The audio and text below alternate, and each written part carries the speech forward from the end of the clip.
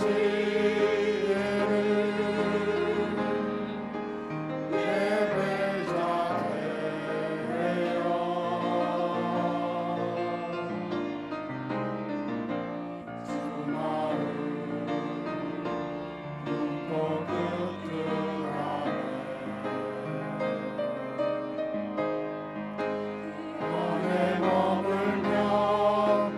안에 머물며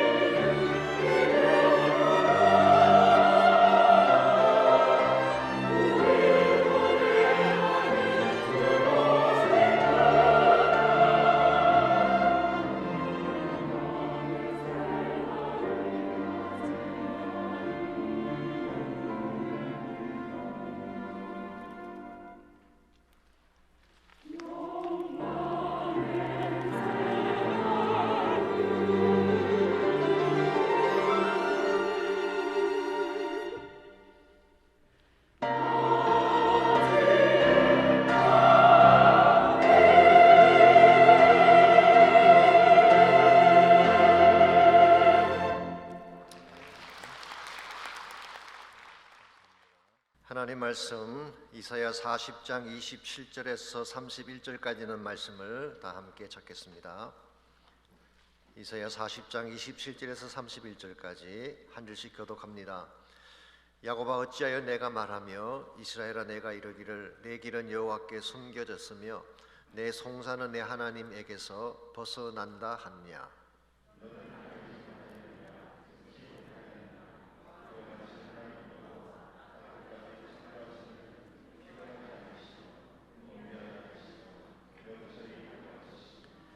피곤한 자에게는 능력을 주시며 무능한 자에게는 힘을 더하시나니.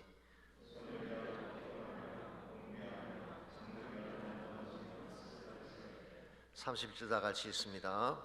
오직 여호와를 앙망하는 자는 새 힘을 얻으리니 독수리가 날개치며 올라감 같을 것이요 다른 박질하여도 곤배하지 아니하겠고 걸어가도 피곤하지 아니하리로다. 아멘. 우리의 인생은 정지 상태에 있는 것이 아니라 시간을 따라 흘러갑니다. 마치 1년에 4계절이 있는 것처럼 우리의 인생에도 계절이 있습니다. 봄같이 마음 설레이는 날들이 있는가 하면 여름처럼 수목이 울창한 계절도 있습니다. 가을처럼 낙엽지고 우울한 계절이 있는가 하면 겨울처럼 앙상한 가지만 남는 차디찬 계절도 존재합니다. 이와 같은 인생의 계절이라고 하는 것이 꼭 나이를 따라 이루어지는 것일까요? 그렇지 않습니다.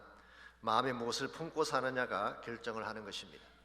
아무리 젊은 청년이라도 그 마음속에 절망과 좌절을 품고 산다면 노인처럼 무기력하게 살 수밖에 없습니다.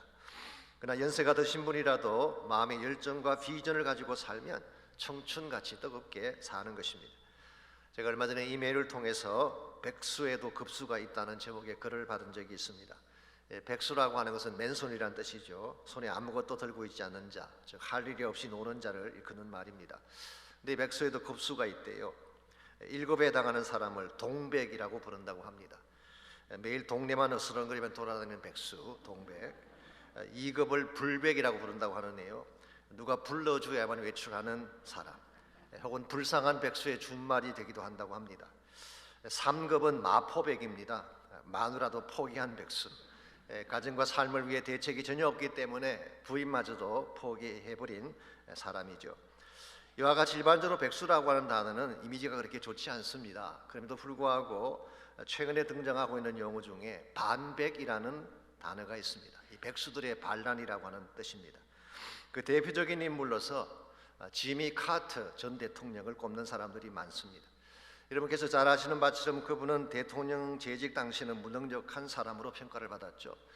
경제정책도 신동치가 않았고 외교정책도 거의 실패에 가까웠습니다. 그래서 1980년 레이건에게 패배를 하고 재선에 실패를 냈죠. 그때 그분의 나이가 56세였다고 합니다. 비교적 젊은 나이에 백수가 된 것입니다. 그 때문에 생각을 했어요. 앞으로 내가 최소한 25년은 더 살아야 되는데, 그 당시 생각입니다. 물론 나중에 더 많이 사시지만 앞으로 최소한 25년은 더 살아야 되는데 뭘 하며 살 것인가, 이것을 깊이 생각하게 됐어요. 다른 전직 대통령처럼 한 번 강연에 수십만 불 돈을 받으면서 돈을 벌며 살까? 근데 그건 자기 마음이 전혀 와닿지가 않았습니다. 아니면 해변가에 좋은 집을 짓고 편안하게 살까? 이것도 자신의 마음을 끌지 않았습니다. 좀 더 가치가 있고 하나님께서 기뻐하시는 일을 하고 싶었어요. 그래서 생각해낸 3가지 슬로건이 있습니다. 평화 가꾸기, 질병과 싸우기, 희망 만들기라는 이 3가지 슬로건을 내세우고 남은 생애를 거기에 바치기로 결심을 했습니다.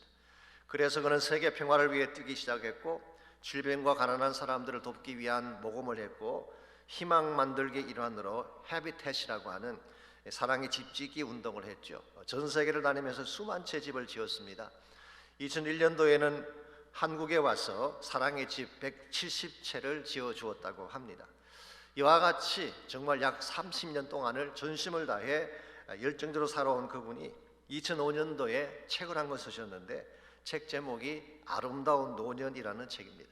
원래 영어 제목이 Sharing Good Times라고 하는 제목이었습니다. 하나님이 주신 시간을 아름답게 나누며 사용했더니 청춘같이 살 수 있었다라는 내용을 담고 있습니다. 이 책을 썼을 때 그분의 나이가 81세였습니다. 81세에 책을 쓴다는 것 굉장하지 않습니까? 현재 그분이 97세인데요. 지금도 매주일 고향에 있는 마라나타 베프티스트 철치에 나가셔서 말씀을 가르치며 살고 계십니다.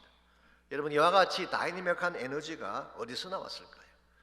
90이 넘은 노인이 어떻게 이렇게 에너제틱하게 살 수가 있을까요? 그것은 그의 마음속에 품었던 하나님과 하나님 주신 비전 때문이었습니다. 오늘 우리 인생의 시즌을 결정하는 것은 나이가 아닙니다. 환경이나 주어진 여건도 아니라 내 마음속에 무엇을 품느냐가 결정하는 것입니다. 아무리 나이가 젊고 좋은 환경에 살고 있어도 마음 중심의 부정적 생각이나 허무한 정신을 갖고 산다면 메마르고 앙상한 겨울처럼 살 수밖에 없는 것입니다. 그러나 최악의 환경 속에 육체 나이가 들어간다고 할지라도 바른 비전을 마음에 품고 하나님을 향해 살게 된다면 아름답게 꽃을 피울 수가 있는 것입니다. 그래서 전도서 3장 11절은 다음과 같이 기록하고 있습니다. 하나님이 모든 것을 지으시되 때를 따라 아름답게 하셨다. God has made everything beautiful in its time.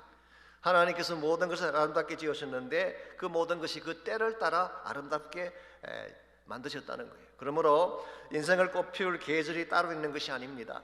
현재 내가 서 있는 곳에서 내가 해야 할 일을 바로 하면 바로 그 장소에서 꽃을 피울 수가 있는 것입니다. 그러므로 여러분과 제가 이상적인 시간을 기다린다든가 이상적인 여건을 기다릴 필요가 없습니다. 내가 있는 여건이 어떠하든지 나의 시간이 어디까지 왔든지 상관하지 않고 하나님 안에서 정말 해야 될 과제를 찾고 바른 일을 행하게 되면 우리 삶 가운데 꽃을 피우며 살 수가 있는 것입니다. 이런 면에서 나에 상관없이 주어진 여건에 상관없이 우리 남은 생애를 참으로 꽃을 피우며 살아가려면 무엇이 필요할지 오늘 주신 본문을 중심으로 이것을 함께 정리해 보려고 합니다. 오늘 같이 읽은 본문에 보시면 바벨론 포로에서 귀환하는 이스라엘 백성을 향한 예언적 메시지가 기록이 되어 있습니다. 제가 예언적 메시지라고 표현하는 이유는 이사야가 살던 당시는 사실 아수르가 지배하던 당시였죠. 이 바벨론이 아직 유다를 지배하지 않던 때였습니다. 그러므로 장차 일어날 예언적인 말씀이라 그런 뜻입니다.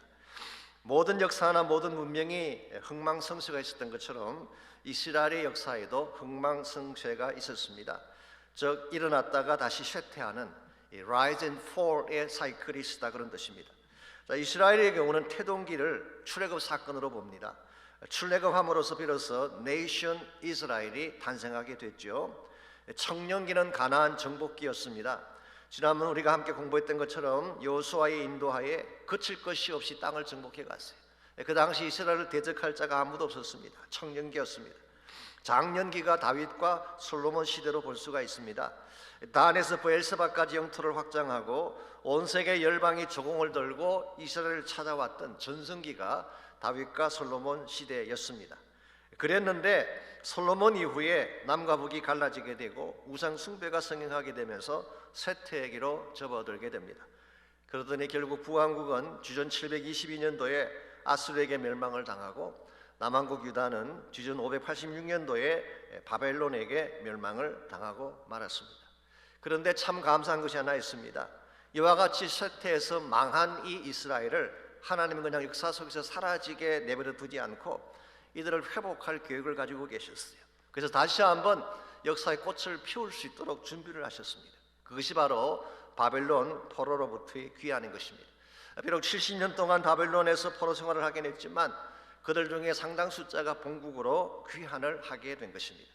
지금 여러분과 제가 읽고 있는 이 본문의 말씀은 이런 맥락 가운데서 기록되어진 말씀으로 보는 것이 옳습니다. 그래서 잠깐 앞으로 가셔서 2절 말씀을 보시면 이렇게 기록이 되어 있습니다. 너희는 예루살렘의 마음에 닿도록 말하며 그것에게 외치라. 그 노예의 때가 끝났고 그 죄악이 사함을 받았느니라. 그의 모든 죄로 말미암아 여호와의 손에서 벌을 배나 받았느니라 할지니라 하시니라.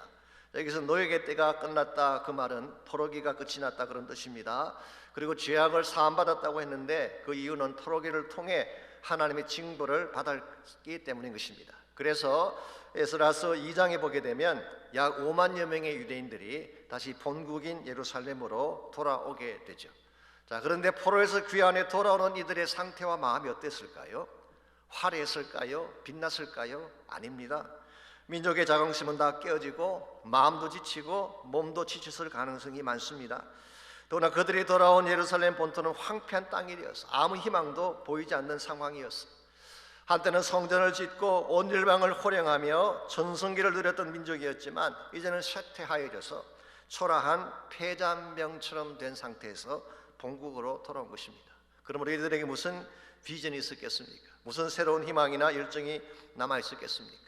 마치 낙엽이 다 떨어지고 앙상한 가지만 나온 겨울과 같은 상황이 지금 유대인들이 보고 있는 현실이었습니다. 이와 같은 유다 백성을 향하여 오늘 본문을 다시 보시면 이사야는 뭐라고 선포를 하고 있나요? 30절과 31절입니다. 먼저 30절 읽어드리겠습니다. 소년이라도 피곤하며 곤비하며 장정이라도 넘어지며 쓰러지되 그랬어요. 이게 소년이라고 하는 것은 youth, 청소년 내지는 청년기를 말하는 것입니다. 사실 청년기라고 하는 것은 가장 활기가 넘칠 때 아닙니까? 모래도 씹어 먹을 수 있을 정도로 왕성한 체력을 가진 때가 청년기인데 이 청년들도 피곤하고 지칠 때가 있대요. 이 장정이라고 하는 것은 young adult를 말합니다. 혹은 힘이 센 용사를 지칭하는 말이죠. NASB 성경은 vigorous young man이라고 번역을 했어요. 이들마저도 넘어지고 쓰러진다는 것입니다. 이 말씀을 보면 연령에 상관없이 누구나 다 피곤할 수 있고 넘어질 수 있다는 사실을 발견할 수가 있습니다. 청년이라고 넘어지지 않는 건 아닙니다. 용사들이라고 지치지 않는 것이 아니라 누구나 다 get tired and fall. 우리 누구나 다 피곤할 수가 있고 넘어질 수가 있다는 거예요. 이게 사실 우리 인간이 가지고 있는 피할 수 없는 연약함의 실존입니다. 그랬는데 31절을 보시기 바랍니다. 이와 같이 모든 자들이 연령에 상관없이 젊거나 나이가 들었거나 장정이나 용사이나 다 넘어지는데 31절을 보시면은 어떠한 자는 다시 일어설 수 있다는 것입니까? 31절입니다. 오직 여호와를 앙망하는 자는 새 힘을 얻으리니 독수리가 날개 치며 올라감 같을 것이요 다른 박질하여도 곤비하지 아니하겠고 걸어가도 피곤하지 아니하리라. 어떤 자가 새 힘을 얻는다고요? 여호와를 앙망하는 자, 하나님을 바라보며 그분을 향해 나아가는 자는 마치 독수리가 하늘을 향해 비상하는 것처럼 날아올 수 있다, 그런 뜻이에요. 전 여기에 생기를 잃어버린 인생이 붙들어야 될 소망의 메시지가 있다고 믿습니다. 우리 인생을 꼽히게 하는 것은 나이와 상관이 없어요. 젊으냐 늙으냐가 문제가 아닙니다. 피지컬리 스트롱하냐 약하냐도 문제가 아닙니다.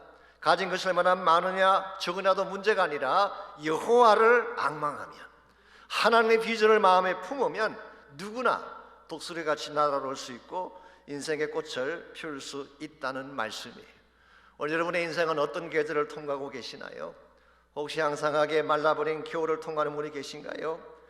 혹시 나의 인생은 전성기가 끝이 났다고 좌절한 채 주저앉는 분이 혹시 계신다면 오늘 이 아침에 여호와를 향해 나오시기를 바랍니다.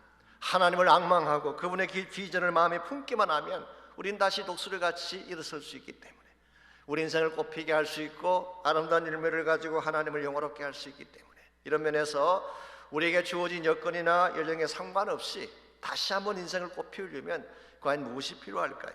오늘 같이 본문한 본문에 의하면은 쇠퇴하고 시들어버린 이스라엘 민족을 다시 꽃피우게 하는데 꼭 필요했던 몇 가지 중요한 비결이 오늘 본문 속에 소개가 되어 있습니다. 첫 번째로 시들어진 인생을 다시 꽃피게 하려면은 비관적인 사고를 버려야 하는 것입니다. 이 비관적인 인생관, 이것은 처음부터 안 된다고 생각하고 시작하는 인생관, 이와 같은 사람의 인생은 꽃필 수가 없습니다. 생각 자체가 삐뚤어져 있기 때문에 인생의 꽃을 피울 수가 없는 것이죠. 27절 말씀 보시면은 바벨론에서 돌아오는 이스라엘 백성의 마음 상태가 어땠는지가 이렇게 소개되어 있습니다. 야곱아 어찌하여 내가 말하며 이스라엘아 내가 이르기를 내 길은 여호와께 숨겨졌으며 내 송사는 내 하나님에게서 벗어난다 하느냐. 여기서 야곱과 이스라엘은 같은 말입니다. 그런데 어찌하여라는 표현이 나오죠. 왜 이 단어를 썼을까요? 그들이 해서는 안 될 말을 했기 때문에 어찌하여라고 말한 것입니다. 다른 말로 표현하면 어찌해서 그런 말을 하는 거냐, 그런 뜻이에요. 그래서 NIV 성경을 봤더니 야곱아 왜는 그렇게 불평을 하니, 그렇게 번역해요. Why do you complain? 어찌하여 불평을 하고 자학을 하느냐, 그렇게 번역을 해놓은 것을 보았습니다. 이스라엘 백성이 바벨론에서 귀환을 하면서 스스로 자책하며 자학을 했던 것이 두 가지 케이스가 나옵니다. 오늘 본문에 첫 번째가 내 길은 여호와께 숨겨졌기 때문이다. 옛날 성경인 개혁 한글 성경 보게 되면 내 사정은 여호와께 숨겨졌다 그렇게 번역을 했어요. 하나님이 내 사정을 모른다는 뜻입니다. 내가 얼마나 아파하는지 얼마나 힘들어하는지 하나님 모른다, 그런 불평이었어요. 두 번째는 내 송사는 내 하나님에게서 벗어난다 그렇게 말씀했어요. 억울하고 원통한 일이 있어서 하나님께 호소를 했는데 하나님 그것을 무시했다는 뜻이에요. He ignored, He rejected. 나의 원통을 하나님께 가서 호소를 했더니 하나님이 그걸 다 무시하고 버렸다는 것입니다. 이와 같이 이스라엘 백성의 마음속에는 하나님이 나의 사정을 알지 못하고 내 아픔도 헤아리지 못하고 심지어 내가 가장 힘들어할 때 하나님께 나아갔더니 우리를 버렸다고 하는 이 자학적인 생각이 그들 심령 속에 있었어요. 그런데 여러분, 정말 하나님이 그렇게 하셨나요? 아닙니다. 구약 성경 전체를 다 보시면요, 하나님이 이스라엘을 버리신 적은 한 번도 없습니다. 언제나 그들의 아픔과 신음소리를 들으셨고 항상 중요할 때 그들을 건져내시고 구원해 주셨지 하나님이 그들의 신음을 외면한 적이 없어요. 오히려 정반대입니다. 그들이 하나님을 떠나간 거죠. 하나님을 배신하고 떠나갔기 때문에 하나님의 음성을 듣지 못한 것뿐이지 하나님이 등을 돌리신 적이 한 번도 없어요. 하나님이 그들의 사정을 왜 모르겠어요? 왜 그들을 돕지 않으시겠어요? 오늘 본문을 다시 보시면 아시겠지만 그랬기 때문에 그들을 본국으로 귀환시키고 있지 않습니까? 그랬으면 그들이 하나님 앞에 감사해야 되는데, 하나님 앞에 은혜를 감사를 해야 되는데 오히려 컴플레인하고 불평하고 있는 모습을 발견합니다. 왜냐하면 그들의 마음 자체가 삐뚤어져 있기 때문에 그런 것입니다. 우리의 마음이 삐뚤어져 있으면 하나님의 은혜가 임할 수 없어요. 비관적인 생각으로 사는 사람에게는 무엇을 안겨주어도 감사할 수가 없습니다. 하나님이 나에게 어떤 기적을 베풀어 주셔도 기적이 믿어지지가 않아요. 내 마음 자체가 삐뚤어져 있고 불신앙적인 상태로 바꾸어져 있기 때문에, 이런 면에서 나의 마음을 바르게 하는 것이 참 중요합니다. 이 생각이라는 것이 우리 인생을 좌지우지하기 때문에 굉장히 중요한 거예요. 제가 오래전에 영국의 한 의학 잡지에서 그 불가사의한 스토리에 대한 이야기를 읽은 적이 있습니다. 어떤 사람이 5살 때 어머니와 함께 점쟁이를 찾아갔는데요, 거기서 점쟁이가 해서는 안 될 말을 아이에게 했어요. 이 아이가 장차 자라서 43살이 되면 죽을 것이다, 그런 말을 했어요. 이건 하면 안 되는 말을 한 것입니다. 점쟁이의 말이 정확할 리도 없지만 또 설사 그것이 사실이라고 하더라도 그런 말을 하면 안 되죠. 그런데 이 말을 하는 바람에 그 한마디 말이 아이 가슴 속에 콱 가서 박힌 것입니다. 나이가 들어가면서 이걸 잊어버릴 수가 없어요.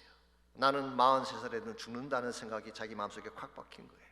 그래서 시간이 지나가면서 점점 불안해지고 초조해지더니 42살이 지나고 43세를 맞이하는 생일날 아침 심장마비로 세상을 떠나고 말았다는 이야기예요. 어떻게 이런 일이 가능할까요?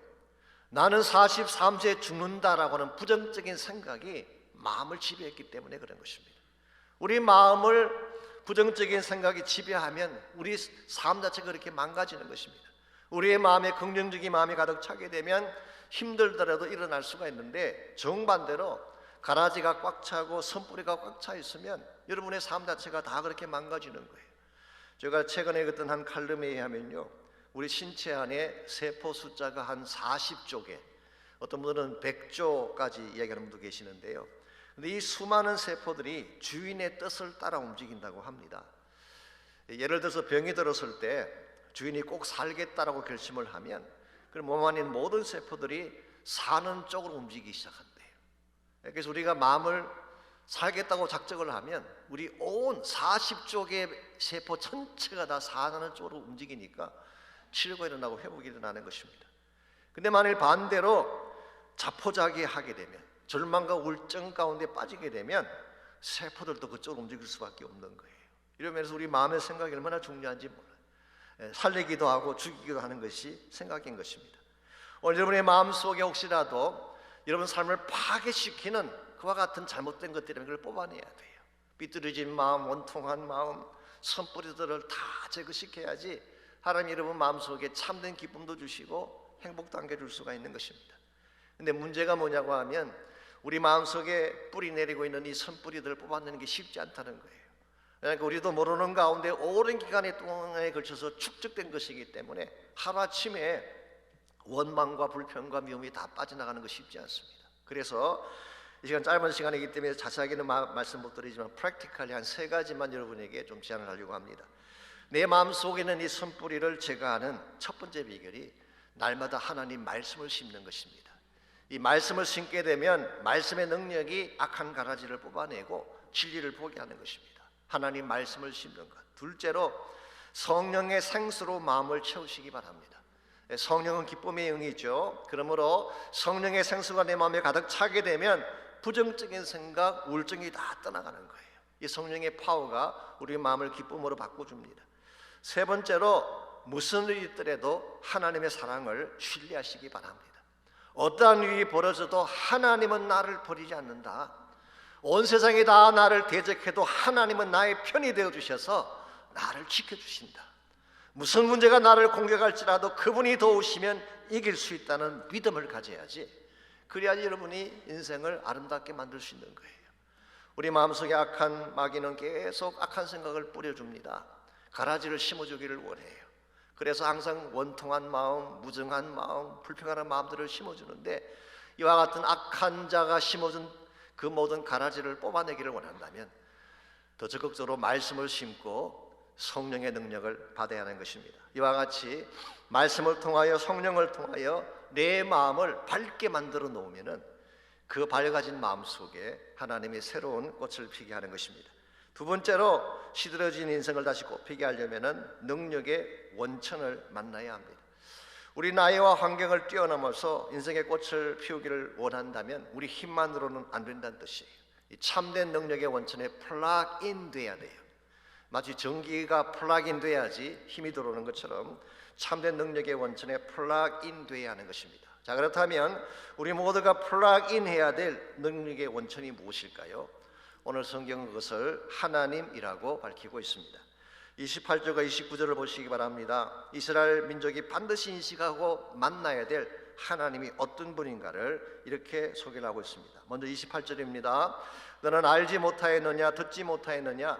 영원하신 하나님 여호와 땅끝까지 창조하신 이는 피곤하지 않으시며 곤괴하지 않으시며 명철이 한이 없으시며. 여기에 나타난 하나님은 어떤 분이신가요? 첫 번째로 영원하신 분, 잠깐 있다 사라지는 그런 분이 아니라 영원전부터 계셨고 영원까지 계시는 everlasting God, 영원한 하나님, 이게 우리 하나님이에요. 두 번째로 창조자라고 했습니다. 나를 만드신 분, 천지 만물을 창조하시고 나를 만드신 분, 그리고 내 인생에 무슨 문제가 생겨도 다 핸들하실 수 있는 분이 바로 하나님이에요.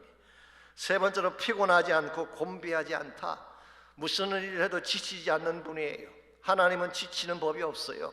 어떠한 사건, 어떤 사람이든지 지치지 않고 끝까지 참아주시고 받아주시는 하나님.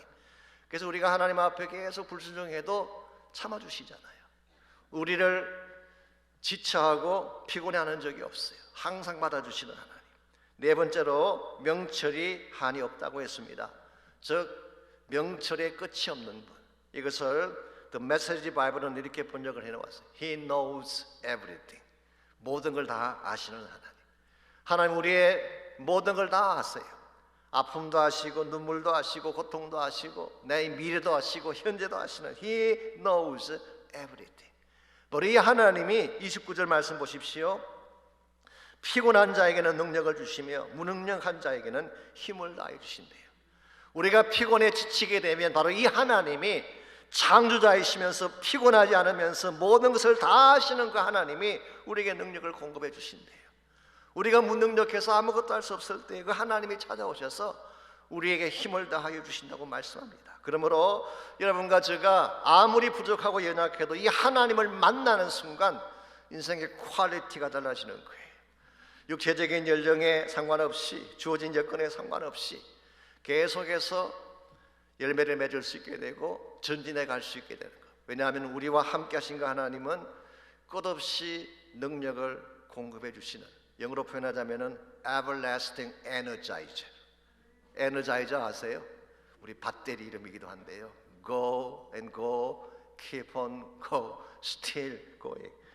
하나님은 배터리처럼 수명이 있는 하나님이 아니에요. everlasting energizer. 이 하나님이 여러분과 저를 만나셔서 이 하나님이 우리가 플러그인 돼서 그 하나님 안에 거하게 되면 그 하나님 가신 모든 생기와 능력이 우리 소유가 되는 거예요. 이게 사실 모세가 사역을 할 수 있었던 이유이기도 합니다. 잘 아시는 대로 모세가 사역을 시작할 때 나이가 몇 살이었어요? 80세였습니다. 요즘식으로 말하면 상노인이에요.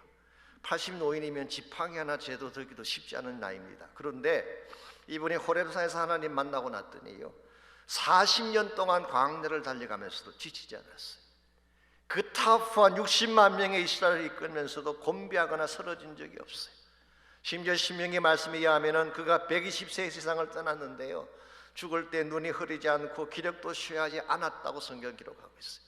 이와 같은 젊은 에너지가 어디서 나왔을까요?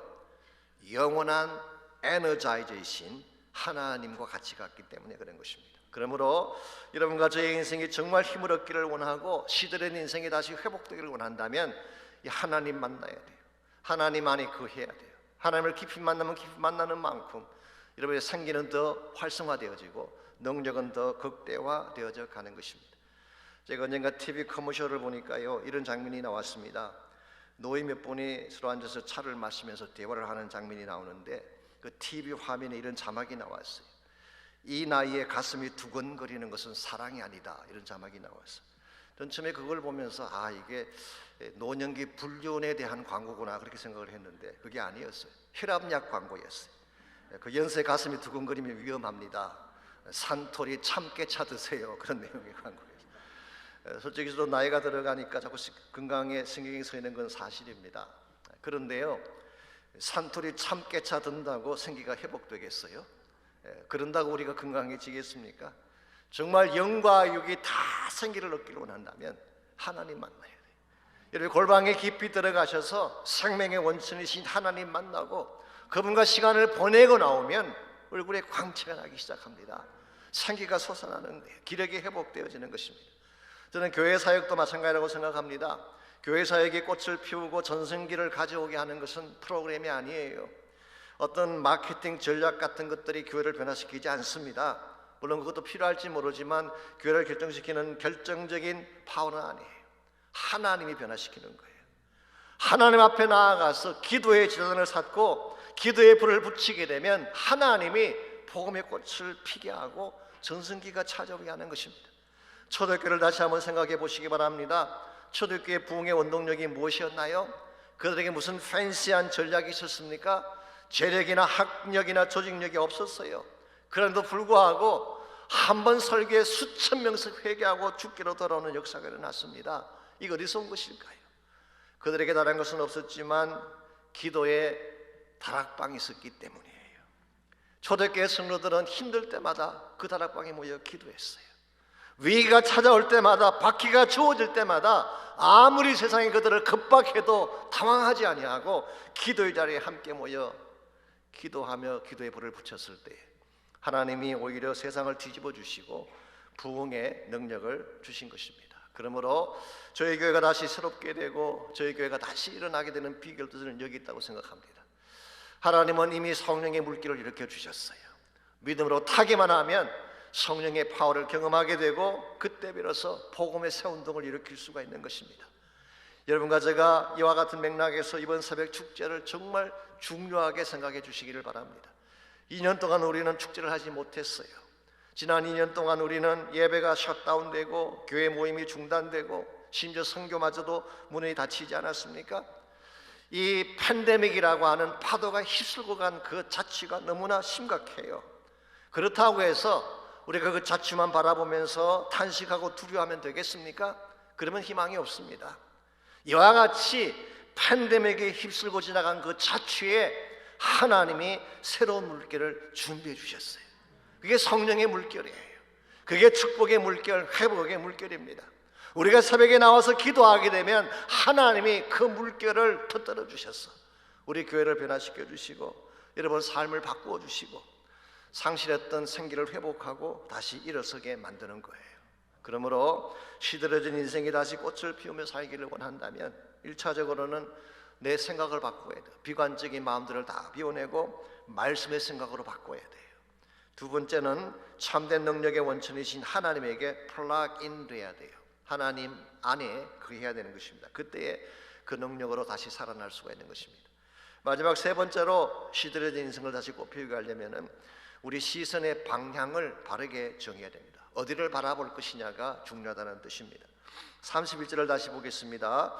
정말 우리가 우리 삶을 새롭게 꽃피우려면 우리 눈이 어디를 향해야 되는지를 31절이 이렇게 제시하고 있습니다.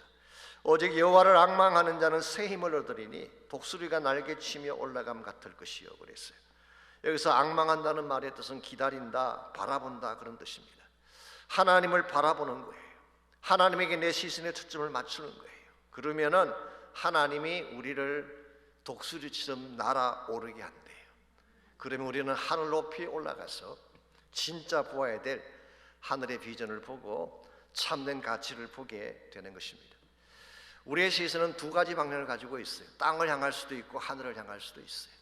오늘 많은 사람들이 땅을 향하여 시선을 두기 때문에 땅의 것만 생각하고 땅의 것만 추구하게 되는 것입니다. 그런데 만약 우리 시선을 바꿔서 하늘을 보게 되면 하나님의 비전을 보게 되고 하나님이 행하시는 일을 보게 되고 그때 우리 인생이 바른 단계를 향해 나갈 수가 있는 것입니다. 제가 대학교에 있을 때에 다닐 때에 그때 한참 우리 친구들 사이 유행했던 책이 갈매기의 꿈이라고 하는 책이 있었습니다. 여러분께서도 보신 분이 계실 것입니다. 리차드 바크라고 하는 분이 1970년에 출간한 책인데 뉴욕 타임즈의 37주간 베스트셀러에 오를 정도로 정말 유명한 책이었습니다. 거기에 보면은 조나단 리빙스턴 시걸이라고 하는 갈매기가 나옵니다. 이 다른 갈매기들은 전부 해변가에 모여서 해변 가까이서 이렇게 비행을 하는데 이 조나단 리빙스턴 시걸은 항상 하늘을 높이 올라가는 연습을 해요. 하늘을 향해 올라가는 비행을 합니다. 왜 그렇게 했을까요? 자, 해변 가까이에 떠서 비행하는 갈매기들은 땅에 떨어진 음식을 주워 먹기 위해서 그렇게 하는 것입니다. 너무 높이 올라가면 음식이 안 보이잖아요. 빵 부스러기도 먹어야 되고 떨어진 고기 조각도 먹어야 되고 그러니까 그들은 땅에서 가까이 떠서 날 수밖에 없어요. 그런데 조나단 리빙스턴은 그렇게 하지 않았어요. 높이 올라갑니다. 높이 올라가면 더 멀리 보게 되고 더 위대한 것을 볼 수 있다라고 하는 것입니다. 우리 크리스천 삶도 마찬가지입니다. 여러분에게 항상 두 가지 옵션이 있어요. 먹을 것을 찾기 위해 땅을 향하여 날아갈 것인가, 아니면 참된 꿈을 찾기 위해 위를 향해 날아갈 것인가. 여러분이 세상에 던져주는 떡부스러기를 얻어먹기 위해 땅을 향해 날아가게 된다면 언젠가 여러분의 인생은 타락하게 되고 누추하게 되고 maybe 후회로 가득 찰 가능성이 많습니다.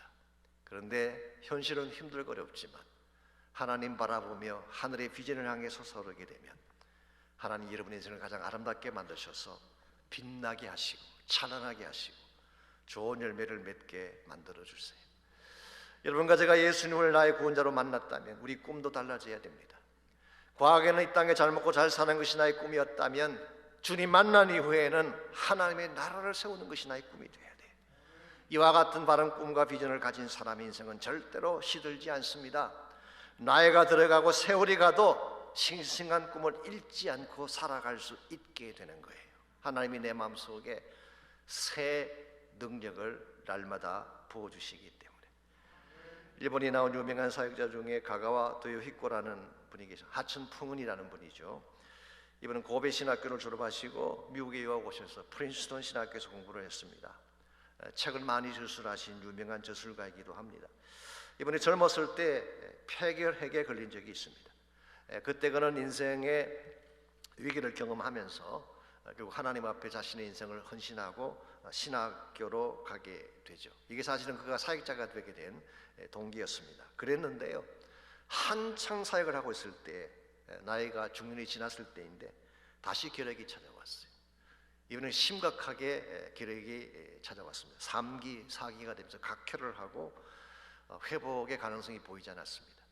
요즘은 결핵이 그렇게까지 무서운 병은 아니지만 그 당시만 할때라도 죽음의 질병이었습니다. 무엇보다도 전염성 때문에 사람들이 가까이 올 수가 없어요. 부모들이나 친척들도 자기를 떠나갑니다. 심지어 교회 성도들까지도 만나려고 하지 않아요. 오늘이 마지막 날입니다. 목사님 천국에서 뵐게요. 그 떠나가는 성도들이 많았대요. 결국 혼자 남은 것입니다. 이제 그가 할 수 있는 것은 죽음을 기다리는 것밖에 없었어요. 그때 이분이 깊이 생각을 합니다. 내가 이렇게 앉아서 죽음을 기다리다 죽게 갈 것이냐, 아니면 아직도 남아있는 마지막 이 날들을 하나님의 뜻을 위해 살다가 갈 것인가? 그때 그는 후자를 선택하게 됩니다. 그래서 손수레에 자기의 짐을 다 싣고 빈민굴로 들어갔어요. 정말 척박한 사람들이 살고 있는 빈민굴로 들어가서 그 빈민굴 속에서 그 사람들을 돌보며 그들을 위해 열정적으로 사역을 감당을 했습니다. 근데 놀라운 일이 뭔지 아시죠? 죽음을 기다리며 살 때는 그렇게 몸이 피곤하고 힘들고 고통스러웠는데요, 진짜 해야 될 일을 하기 시작하니까 어디서 나왔는지 열정이 나오기 시작하고 신비로운 힘이 솟아나기 시작했어. 그래서 결국 죽으러 들어간 그곳에서 70이 넘도록 사역을 하면서 일본 교회 사상 가장 빛난 열매를 맺고 하나님께 가는 하나님의 종이 되었습니다. 여러분들, 나이가 문제가 아닙니다. 나에게 찾아온 질병이나 연약한 육신이 문제가 아니라 내 속에 무엇을 품고 사느냐가 중요한 거예요. 말씀을 품으시기 바랍니다. 성령의 능력을 품으시기 바랍니다. 하나님 나라 비전을 품으시기 바랍니다. 그럼 여러분의 인생은 절대 시들지 않아요. 우리 크리스찬 삶은 시들면 안 됩니다. 절대로 시들어서는 안 돼요.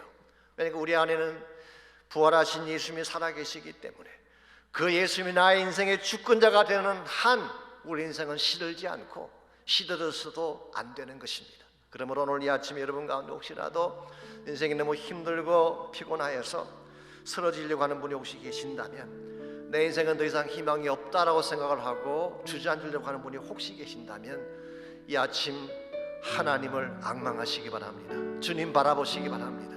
주를 향해 믿음을 가지고 달려나가시기 바랍니다. 그럼 하나님께서 여러분에게 새 힘을 주실 거예요. 프레시한 파워를 주실 거예요. 이 새 힘을 받게 되면 우리는 우리의 현실을 딛고 넘어서서 독수리처럼 비상할 수 있게 되고 주의 나라 영광 위에 살 수 있게 되는 것입니다. 이런 의미에서 여러분과 제가 아침 함께 기도하며 헌신하기를 원하는데요, 첫 번째로 기도할 것은 혹시 내 안에 비관적인 인생관이 남아있다면, 내 안에 부정적인 생각이 남아있다면 이 모든 것들을 말씀으로 다 뽑아내고 성령의 능력으로 다 뽑아내고 내 심령이 주의 말씀 따라 사는 심령이 되게 하옵소서 기도하시기 바랍니다. 혹시 여러분 가운데에 앞길이 막히고 상황이 너무 힘들어서 피곤하고 지친 분이 혹시 계신다면 참된 능력의 근원 되신 하나님에게 플러그인 하시기 바랍니다. 그분 안으로 들어가셔서 그분의 능력을 붙잡으시고 그분 앞에 기도하시기를 바랍니다. 그래서 참 비전을 향해, 참된 목적을 향해 우리 모두가 비상에 올라갈 수 있도록 우리 함께 결단하며 기도하면 좋겠습니다. 우리 한 목소리를 함께 헌신의 기도, 결단의 기도 드리겠습니다. 하나님 감사합니다. 우리를 사랑해 주시고 우리에게 하나님만이 주실 수 있는 은혜를 베풀어 주신 것을 감사합니다. 아버지 하나님, 이 아침에 우리의 소망이 하나님밖에 없음을 고백합니다. 연약하고 무능력하고 피곤하고 지쳐있는 우리의 영이 하나님을 앙망하게 도와주시고 주님 앞에 시선을 맞추게 도와주셔서 주의 권세와 능력을 바라보며 다시 한번 독수리의 날개치며 올라감같이 하늘을 향하여 비전을 향하여 비상에 올라갈 수 있는 우리 모두가 되게 하여 주시옵소서. 이 시간 주 앞에 나오는 자들마다 주의 만지심을 받게 하여 주시고 하나님의 사랑을 받게 도와주시고 심령이 새롭게 되는 역사를 경험하게 도와주셔서 참 예수의 사람답게 마지막 시대 하나님의 일꾼들답게 바른 목적과 비전을 향해 나아갈 수 있는 저희 모두가 되게 하여 주시옵소서.